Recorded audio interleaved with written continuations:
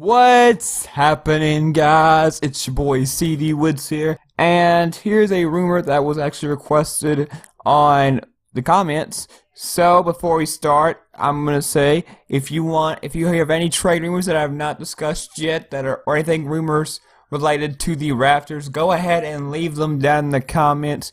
It'll help me produce the videos I want to produce faster and get the information out quicker to you guys. So thank you for doing that, and put them down in the comments below. Anyway, we're going to get into the news that he said. There is a obvious trade rumor that involves the Raptors. It is the trade rumor for Nerlens Noel, Kenneth Faried, and Terrence Ross, I believe. I believe Carl Landry is somewhere in there with some first round trade picks. But here's what I believe the trade rumors are.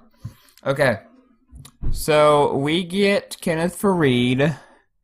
We send Terrence Ross to the 76ers along with the draft pick from us.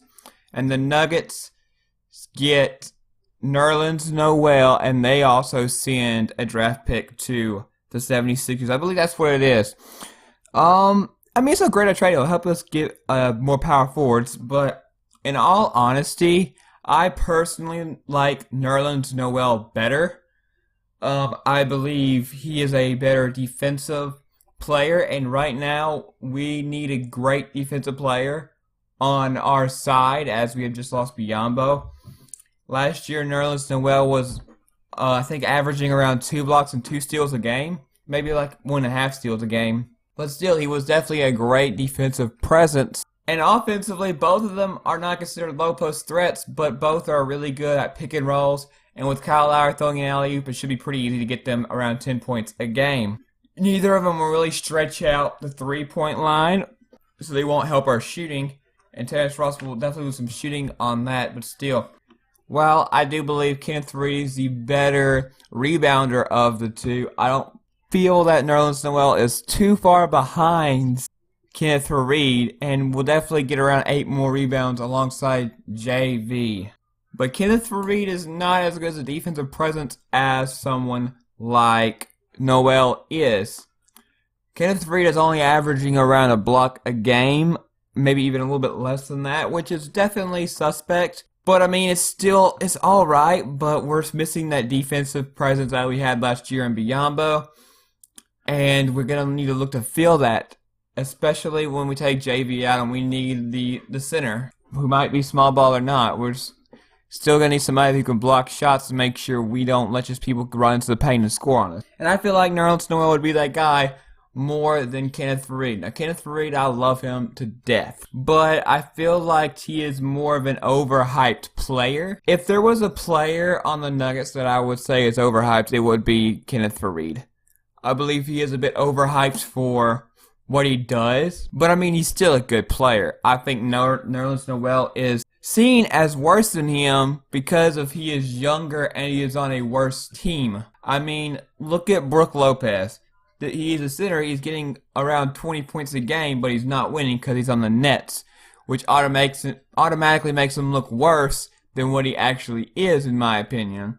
And there are plenty of people around the league that are like this, that are actually good players, but are undervalued because they're on a losing team, because they don't have enough around them to make that team a winner, or there's not a true star on that team that can take them to the next level. While this trade works out for definitely the 76ers, as Terrence Ross will become a shooter for that team, and with more than likely Ben Simmons leading that offense and all of his crazy flashy passes that Terrence Ross can become a recipient of, Terrence Ross will have a better career-wise, and he will help the 76ers become a better team from that. And I believe Nerlens Noel and Carl Landry are going to the Nuggets.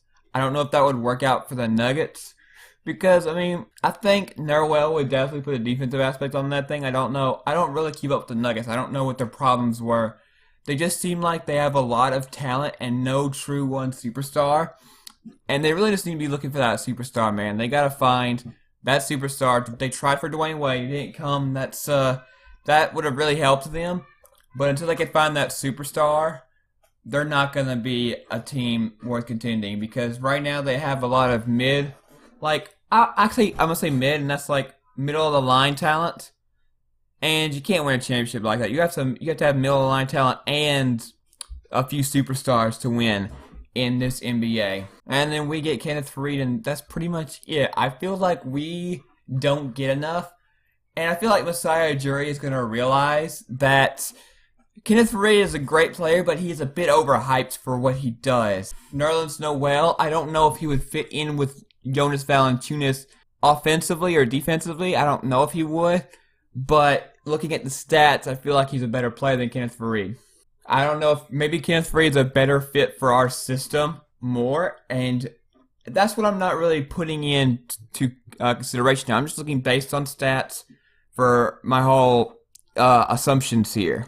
But I know both of them will be good, as they aren't going to be wanting the ball offensively, which we really don't want, because we really kind of already have our big three for the future of what we want. We want DeRozan, Lowry, and JV for the next 4 or 5 years or so. Now, I know Kyle Lowry's entering free agency, and we'll have to see what he does by that. But pretty much, those are the faces of the Raptors. That's more than likely who's going to stay a Raptor for the next few years, and who's going to be the face of the Raptors. And I feel like they're not going to want to bring in somebody that's going to want the ball more and create more of a separation of the Raptors. And I feel like offensively, these guys will make sure that doesn't happen. And defensively, they will, and rebounding, they will be good. Like I said, bringing in the Paul Millsap could cause a rift in the team that would hurt us. And we don't know if a super team is what's going to help the NBA. The Warriors have it right now, and they don't have bench depth, but they're hoping on the fact that it doesn't cause a rift between the team. And I believe, as you heard from Klay Thompson, he is not going to be sacrificing any of his touches that he gets to Kevin Durant, even though he came in and he's a superstar in himself. And that could create a rift among the teammates. I don't know how that will. I don't know if that's true. I don't know. Everything plays out differently on the basketball courts, so I don't know exactly what's going to happen. So a super team right now could backfire on the Warriors majorly. Where the point is, they want somebody to get injured, so there's not a rift anymore. But I do think bringing either of these teammates, I don't know if Nerlens Noel would fit. I believe a lot of people think Kenneth Faried will fit in more, and that's why I feel like they're leaning towards him more. But I feel like they're also overrating him just a bit from the production he actually brings defensively and what we really need, which is some interior defense, especially for our second unit, even though he would be more of a starting power forward. Like, I would say maybe trading Patterson in this trade and sending him to the Nuggets, but instead of trading away your first round, maybe receiving the Nuggets first round, and while getting Noel or Kenneth Faried, I don't know, trading Patterson and Terrence Ross to the 76ers, Patterson to the Nuggets, and then getting a first round draft pick and Kenneth Faried or Nerlens Noel. I feel like that would be a better trade for us, because it would give us, again, another first round, more than likely lottery pick in the future, and would help us now as we're getting another talent to work with for us. So even more secure our future and our present here. And I think that's just a better move. Norman Powell did prove he could guard Paul George last year, who is one of the best small forwards. And he even moved to power forward, I believe, a few years ago, like 2 years ago. So I really don't know if he can guard small forward. I know he's just a shooting guard, so I don't know if he can play small forward. Like in maybe, I know he can't a small ball, but maybe like DeMar Carroll gets hurt. Would he come in as the starting small forward for DeMar Carroll if DeMar Carroll got hurt? I know Terrence Ross would more than likely if he doesn't get traded. So still, there's a lot of things going on.